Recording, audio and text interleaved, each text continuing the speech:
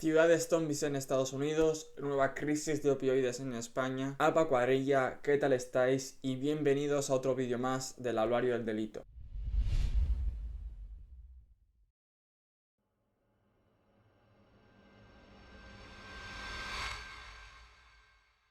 Antes de empezar, dejad que os comente una cosa, y es que muchos, seguramente, os pensaréis: ¿Dónde sacaste esta información? Seguro que la estás inventando, yo no me lo trago. bueno, pues que sepáis que yo no me invento nada. Todo lo que os cuento lo intento sacar de fuentes fiables como trabajos o revistas académicas. Como prueba de transparencia, en la descripción del vídeo os dejaré todos los enlaces a los que he accedido para recoger la información. Sí, básicamente como si fuera un trabajo de fin de grado. Una vez dicho esto, dentro vídeo. Desde hace meses han ido llegando fotos y vídeos de barrios enteros donde la gente está en trance como zombies por culpa del fentanilo. Las imágenes son tan impactantes que han corrido como la pólvora por todo el mundo y estos barrios casi que se están convirtiendo en zonas turísticas para ver cómo está la situación. Es una situación que preocupa mucho por su gravedad, porque sabéis que vivimos en un mundo globalizado donde todo lo que ocurre en Estados Unidos termina por venir aquí. Y también preocupa mucho en España porque en su momento, década de los 80-90, vivimos una crisis muy grande con la heroína. Sin embargo, la situación en aquel entonces era muy diferente. Y ese es un poco el punto de este vídeo, abordar este tema, pero no tanto desde el morbo como lo hacen en muchos podcasts o noticieros, sino desde un punto de vista más educativo y obviamente más criminológico. Así que lo primero de todo, ¿qué es el fentanilo? Pues el fentanilo es un potente opioide agonista sintético utilizado como analgésico. Aquí ya hay varios conceptos que son un poco raros. Bueno, empecemos por el final. Lo que nos dice la definición es que el objetivo del fentanilo es obtener un efecto analgésico, es decir, obtener alivio y reducción del dolor. También nos dice que es sintético, es decir, que no es natural, que previamente ha requerido un tratamiento en laboratorio. La siguiente palabra que utiliza es agonista. Esta palabra ya es un poco rara. Pues las sustancias agonistas son aquellas que se unen a unos receptores dentro de nuestro organismo y que generan un efecto similar que se hubiera dado si la unión hubiera sido con una sustancia propia de nuestro cuerpo. Es decir, como hemos tomado una sustancia analgésica que viene del exterior, en este caso el fentanilo, sus componentes se van a unir a estos receptores para producir un efecto aliviador. El efecto generado sustituye al que se hubiera dado si en lugar de esos componentes del fentanilo, los que se hubieran unido a los receptores hubieran sido las sustancias creadas naturalmente por nuestro propio cuerpo, como pueden ser las endorfinas. Y finalmente tenemos la palabra opioide, que la gente suele confundir con aquellas drogas que provienen del opio, pero en realidad tiene que ver con las sustancias que se unen a los receptores opioides. Los opioides también los podemos clasificar en tres tipos. Por un lado tenemos los naturales, en el que se incluyen la morfina y la codeína. Luego tenemos los semisintéticos, en el cual se incluyen la heroína y la oxicodona. Y finalmente están los completamente sintéticos, donde se encuentran la metadona y el fentanilo. Mucha gente piensa que el fentanilo es algo nuevo que se acaba de crear como otras muchas drogas. Sin embargo, el fentanilo es un fármaco y en España se receta bajo prescripción médica, por lo que no puedes ir a la farmacia por la cara y pedir que te den fentanilo. ¿En qué casos entonces se receta el fentanilo? Pues en aquellos casos con dolores intensos, especialmente que acaban de salir de una operación quirúrgica, o personas que presentan dolores intensos crónicos y que ya presentan una tolerancia hacia otros opioides. Como todos habréis escuchado, el fentanilo es como 100 veces más fuerte que la morfina y 50 veces más fuerte que la heroína. Sin embargo, esto es muy importante para la criminología, porque el hecho de que sea tan potente significa que es muy rentable para su tráfico. Y a esto hay que añadirle la tolerancia, que es el proceso a través del cual una determinada dosis de droga va produciendo un efecto progresivamente menor a medida que se vaya repitiendo su administración. Es decir, que cuanto más fentanilo tomemos, menos efecto causará. Esto es lo típico que suele pasar con el alcohol, que cuando llevamos un tiempo sin beber, nos tomamos un par de cervezas y ya nos notamos un poco afectados.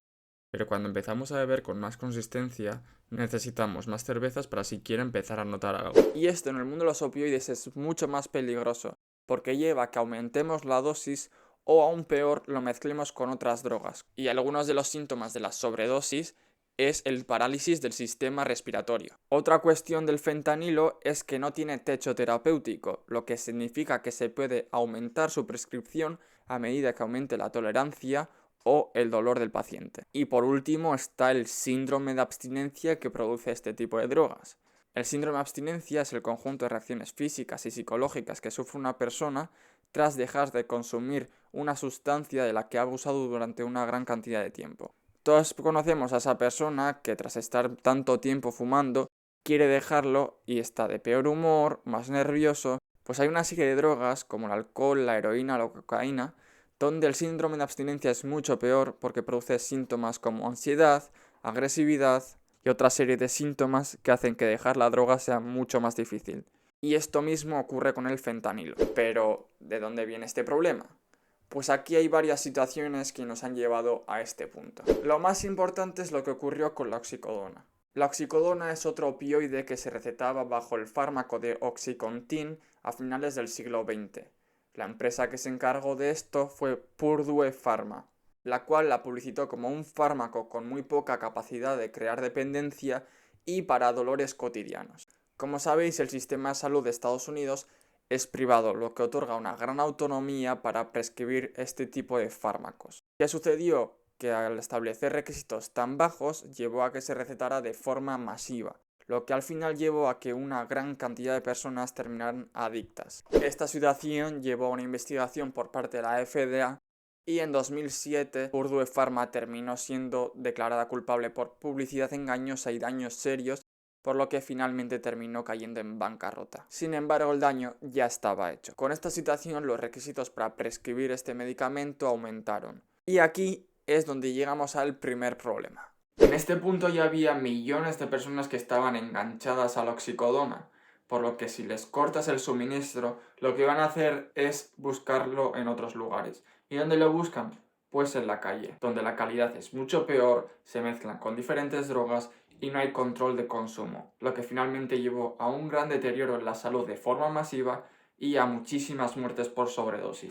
Y en cuanto a quiénes fueron los más afectados en esta crisis de opioides, los que piensan que fueron las clases sociales más bajas no podrían estar más equivocados. La sanidad en Estados Unidos es privada, lo que implica cierta solvencia económica para poder permitirse estos medicamentos. Es decir, que esta epidemia de opioides arrasó con toda clase social y raza. Otro de los problemas de los opioides es la propagación de enfermedades transmisibles, ya que no se tiene cuidado con la higiene de las jeringuillas. Y así en este contexto fue cuando empezó a aparecer el fentanilo. Los que ya estaban enganchados a los opioides necesitaban algo más fuerte para que les hicieran efecto y por tanto empezaron a buscar en las calles, donde encontraron el fentanilo. Como ya he dicho, el fentanilo es mucho más fuerte que la heroína, lo que la convierte en una oportunidad de oro para los narcotraficantes y los cárteles. En un principio esto lo importaban desde China, pero estos terminaron por prohibir su exportación, así que empezaron a mandar sus precursores, que son algo así como los ingredientes para crear la droga. Y así es como llegamos al confinamiento de 2020,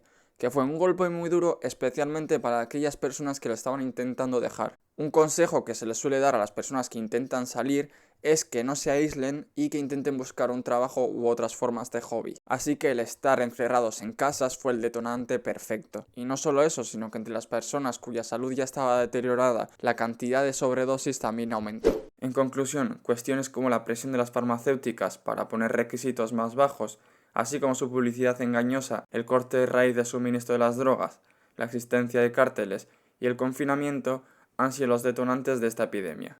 Y ahora hay que decir que el fentanilo no es lo único que está produciendo problemas en Estados Unidos. Ha surgido una sustancia que se llama la xilacina que también está causando grandes estragos. La xilacina es un sedante utilizado para animales no opioide que definitivamente no está aprobado para ser utilizado para personas. Entre 2015 y 2020, los casos de muertes por sobredosis donde había presencia de xilacina aumentó del 2 al 26% en Filadelfia, al 19% en Maryland en 2021 y un 10% en Connecticut en 2020. Los narcos suelen utilizar la xilacina para cortarla con el fentanilo, de forma que extienden sus efectos eufóricos, les sale más rentable y muchas veces las personas no saben ni que la están consumiendo. Esta mezcla aumenta muchísimo el riesgo de sobredosis afectando el sistema respiratorio, pero también puede producir otras complicaciones como úlceras cutáneas, abscesos y llagas, ya que las personas que se inyectan estas sustancias, esos puntos de inyección se pudren, se extienden por todo el cuerpo y termina siendo necesario que se ampute esa parte del cuerpo. Y lo peor es que la xilacina, como ya he dicho, no es un opioide, por lo que aquellas sustancias que se utilizan para revertir los efectos del fentanilo no son válidos para la xilacina. Pero la pregunta que nos hacemos es, ¿y esto puede llegar a España? Bueno, pues tenemos noticias buenas y noticias malas. En España hay dos formas de administración del fentanilo. Fentanilo de liberación inmediata y la liberación retardada. El fentanilo de liberación inmediata es para adultos con dolores irruptivos que están recibiendo tratamiento de opioides para dolores crónicos o oncológicos. El fentanilo de liberación retardada es el transdérmico, que se utiliza para el control del dolor intenso que requiere del uso de opioides a largo plazo. Los efectos tardan más en aparecer y no genera tantos problemas de adicción. El que preocupa entonces es el fentanilo de liberación inmediata. Sabemos que el sistema sanitario español es muy diferente al americano. Aquí nos regimos principalmente por un sistema sanitario público, lo que incluye unas medidas de regulación más estrictas, recetas especiales y un seguimiento activo y continuo de aquellas personas que usan estos fármacos, lo que lleva a que las empresas farmacéuticas no tengan el mismo poder para ejercer esa presión y hacer lo que les dé la gana. Las noticias malas las da Edades en su última encuesta sobre alcohol y otras drogas en España, quien ha puesto sobre la mesa ciertos datos preocupantes, y es que el consumo del fentanilo ha pasado del 1,9% en 2018, lo que equivale a 84.000 personas, al 14% en 2022, con un total de 695.000 personas. El informe anual de la Junta Internacional de Fiscalización de Estupefacientes reflejaba en 2019 que España ya se situaba ese año como octavo país del mundo en consumo de 4 principios activos opioides: morfina, oxicodona, buprenorfina y fentanilo, y el quinto de la Unión Europea. En el caso del fentanilo, el tercero. Ya en 2018, la Agencia Española de Medicamentos y Productos Sanitarios transmitió su preocupación de un aumento del uso del fentanilo, así como su dependencia. Estableció que el consumo de opioides en España pasó de un 7,25 DHD en 2008 a un 13,31 DHD en 2015. El segundo tipo de opioide más utilizado es este, que no soy capaz de pronunciar, siendo el fentanilo el único principio activo del subgrupo. Finalmente, el 60% de los casos detectados por el Sistema Español de Farmacovigilancia se refiere a casos en los que se utilizó el fentanilo de liberación inmediata para indicaciones no contempladas. En resumen, lo que se ha visto es que ha habido un aumento en la prescripción del fentanilo de liberación inmediata, además para indicaciones no contempladas. Por lo tanto, la situación no está tan fuera de control como está en Estados Unidos con el fentanilo en las calles. Por último, otro punto importante: ¿podría aumentar la delincuencia por culpa del fentanilo? Y es que ya sabemos que la delincuencia y las drogas muchas veces van de la mano. La cuestión es que no se han encontrado estudios o informes que establezcan que la tasa de delincuencia haya aumentado exclusivamente por el fentanilo.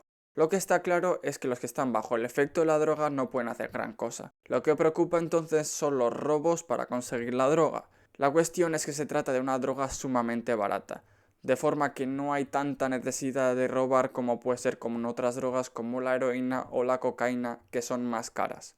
Si por alguna razón a España llegara este movimiento del fentanilo a las calles, no debería tampoco aumentar exponencialmente la tasa de delincuencia. Pero bueno, uno nunca sabe. Con esto acabo el vídeo, espero que hayáis aprendido algo nuevo, suscribiros y dadle like si es así, y nos vemos en el siguiente vídeo.